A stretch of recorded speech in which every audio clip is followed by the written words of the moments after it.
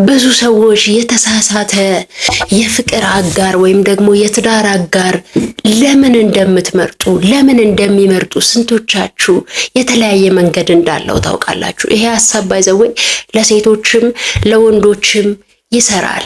ለምንድን ነው የፍቅር አጋሮቻችን ካገባናቸው በኋላ ይቀየራሉ አይደለ? ባህሪያቸው ይቀየራል፣ ስነ ምግባራቸው ይቀየራል፣ ለኛ ያላቸው አመለካከት፣ ክብርና ሪስፔክት ይቀየራል። የተለያየ መንገድ አለ። ነገር ግን ሰዎቹ ተቀይረው ላይሆን ይችላል። ትልቁ ችግሩ እኛ ጋር ሊሆን ይችላል።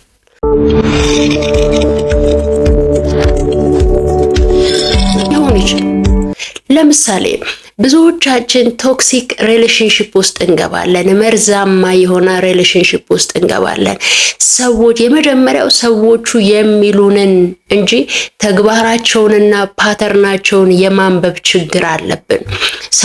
ሰውየው ያ ወይ ደግሞ ልጅቷ ወድሃለሁ ወድሻለሁ ምናምን እያለ በቃ የምትፈልጊውን ቃላት ያዘንብልሻል፣ ትወጃቸዋለሽ ብሎ የሚያስባቸውን ነገሮች ያደርጋል። በቃ በቃሉ በደንብ ነው ላቭ ቦምቢንግ የሚባለውን ነገር ይሰጥሻል። የተወደድሽ አንቺ በቃ በምድር ላይ አንደኛ እንዲሆንሽ እንዲሰማሽ ያደርግሻል። ተግባሩን ስታይ ግን የለም። አንዳንድ ዶቶቹን ስታገናኝ የለም። የሰውየውን አስተዳደግ ጠይቀሽ አታውቂ። የምታወሪው በቃ ይሄ ምናምን የማይረባ ቲርኬ ሚርኬ ነው የምታወሪው። ማን አሳደገው? እንዴት አደገ? ምን አይነት እናት አባት ነበሩት የሚለውን የልጅነቱን ነገሮች በሙሉ የማወቅ እድል ቢኖርሽ ይሄ ሰውዬ አገባዋለሁ አላገባውም የሚለውን ሐሳብ እንኳን ለመወሰን እንደሚረዳሽ ታውቂያለሽ ወይ?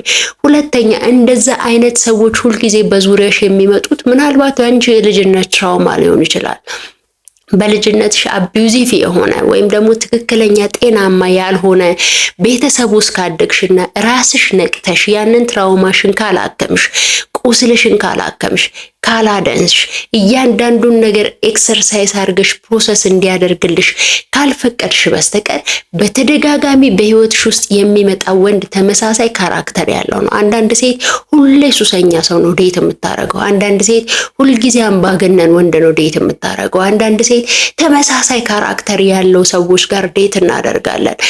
ወንድም ጋር ይሁን ሴት ጋር ትልቁ ጥበብ ግን ምን መሰላችሁ? ሰዎች ከሚያወሩት ባሻገር ያለውን እውነት መርምሩ።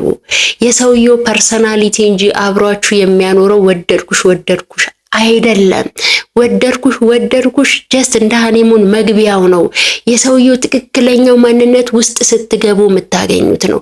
ለነገሮች ያለው አመለካከት። እኔ አሁን ጎበዝ ነኝ ዶት ማንበብ ላይ ራሴ ፈልጌ ካልተሳሳትኩና ራሴ ፈልጌ ሆን ብዬ ካላደረኩ በስተቀር የእውነት ነው የምነግራችሁ እኔን ሰዎች ብዙ ጊዜ ማታለል ይከብዳቸዋል። ማታለል የሚከብዳቸው የተለየ ነገር ስለሆንኩ አይደለም። ሰዎቹ ከሚያወሩልኝ ባሻገር ዶቶቹን የማገናኘት ችሎታዬን አዳብሬያለሁ። ነገሮችን በደንብ በአንክሮ አያለሁኝ። ሳወራ በነገሮች መሃል የማወራውን ወሬ የሚመልሱልኝ መልስ ያንዳንዱን ለነገሮች ያላቸውን እይታና ፐርስፔክቲቭ ማወቅ እችላለሁኝ። ስለዚህ በደንብ ነው የምገመግመው ዲፕሊ ነገር ውስጥ ሳልገባ በፊት።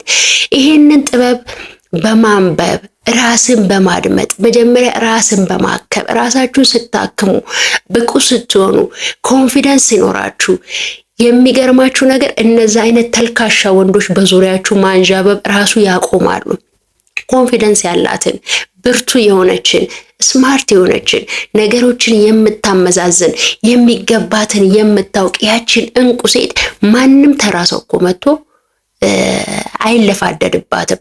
ምክንያቱም ቆሻሻ ሲኖር ነው ዝንብ ሁል ጊዜ የሚያንዣብበው።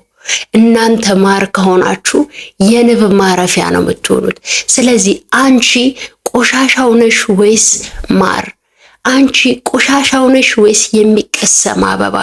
በዙሪያሽ ላሉ ሰዎች በዙሪያሽ ለሚከቡሽ ወንዶች ምንድነው መጥሪያ ኢነርጂ እያደረግሽ ያለሽው? ለምንድነው ሁል ጊዜ ቀጥቃጭ ደብዳቢ አቢዩዝ የሚያደርግ እንደ ልቡ የሚመታሽ የሚናገርሽ ዲስሪስፔክት የሚያደርግሽ አይነት ወንድ በህይወትሽ እየመጣ ያለው? ጥፋቱ ወንዱ ጋር ብቻ ባይሆንስ አንቺስ ብትሆኚ አንቺ ድነሻል ወይ? ትራውማሽ ድኗል ወይ? ከልጅነትሽ ቁስል ድነሻል ወይ? ሲቀጥል አንቺ በራስሽ መጀመሪያ ሙሉ ሆነሽ መቆም ሳትቺ ሌላ ሰው እንዲያስደስትሽ፣ ሌላ ሰው ደስታ እንዲሰጥሽ፣ ሌላ ሰው እንዲያኖርሽ፣ ሌላ ሰው እንዲያከብርሽ ለምን ትጠብቂያለሽ? አንቺ ያልሰጥሽውን ክብር የትኛውም ሰው መጥቶ አይሰጥሽም። እኔ ራሴን ካላከበርኩት በስተቀር አንቺም እሱም ማንም ሊያከብረኝ አይችልም። እኔ ለራሴ ባለኝ ቦታ ልክ ነው ሰዎች ለኔ ቦታ የሚኖራቸው። ስለዚህ ከሰዎች የምንጠብቀውን ነገር መጀመሪያ ራሳችን ለኛ ሰተነዋል ወይ? እንድታከብረኝ ፈልጋለሁ ከማለት በፊት አንተ ራስን ያከበርክ ወንድ ነው ወይ? እንዲወደኝ ፈልጋለሁ ከማለትሽ በፊት አንቺ ራስሽን የወደድሽ ሴት ነሽ ወይ? ጥያቄው ለራሳችሁ ነው። በእናንተ ህይወት ወንድም ይሁን ሴት፣ በእናንተ ህይወት የሚያንዣብቡ ሴቶችም ይሁኑ ወንዶች የእናንተ ኢነርጂ የሚጠራቸው ናቸው። ስለዚህ የእናንተ ኢነርጂ እየሳበ ያለው ዝንቦችን ነው ንቦችን? ራሳችሁን ጠይቁ። እናንተ ሳትድኑ ሪሌሽንሺፕ ውስጥ አትግቡ። ቁስላችሁን ሳታክሙ ሪሌሽንሺፕ ውስጥ አትግቡ። ትዳር ደስታ የሚሰጥ ቦታ አይደለም። ትዳር ብቁ ለሆነ ሙሉ ለሆነ ሰው አንድ ላይ በጋራ ሙሉ የሆነ ቦታ የሚሰራበት ቦታ ነው እንጂ አንዱን ለማስደሰት አንዱ የሚጋጋጥበት፣ አንዱን ለማስደሰት አንዱ አቢዩዝ የሚደረግበት ቦታ አይደለም። ሙሉ ሆኑ፣ ራሳችሁን አክሙ፣ ሴትነታችሁን ሙሉ አድርጉት። ሙሉ ሆኑ ወንዶች፣ ወንድነታችሁን ሙሉ አድርጉት። ኃላፊነትህን እንደ ወንድ ተውጣ፣ ኃላፊነትሽን እንደ ሴት ተወጪ። ከዛ ነው ትዳሩ ሙሉ የሚሆነው እንጂ እሱ አንቺን የማስደሰት ግዴታ የለበትም እኮ። አንቺ ላይፍሽን በሙሉ የማስተካከል ግዴታ አለበት እንዴ? አንቺ ራስሽ ከራስሽ ጋር ደስታ የሌለሽ፣ አንቺ ራስሽ ከራስሽ ጋር ያልታረቅሽ ሴት ከሆንሽ እሱ እንዴት አድርጎ ነው ለአንቺ ደስታና እርቅ መስጠት የሚችለው? አንተ ራስህ ከራስህ ጋር የተጋጨ ሰላም የሌለ እንዲሁ ምንም በውሃ ቀጠነ ወንድ ከሆንክ እንዴት ነው አንድ ሰላማዊ ሴት መታ ለአንተ ሰላም የምትሰጥ? ከማግባትህ በፊት ከራስ ጋር ታረቅ። ለራስ ሰላሙን፣ ቁስሎችን፣ ትራውማዎችን አክም። ስለዚህ ሰዎች ወደኛ ያንዣበቡት ነገር ከኛ ምን ጠርቷቸው ነው፣ ከኛ ምን አግኝተው ነው የሚለውን ነገር በአንክሮ እንድትመለከቱ ትፈልጋለሁ። ሁልጊዜ ጣታችሁን ሰዎች ላይ አጠቁሙ።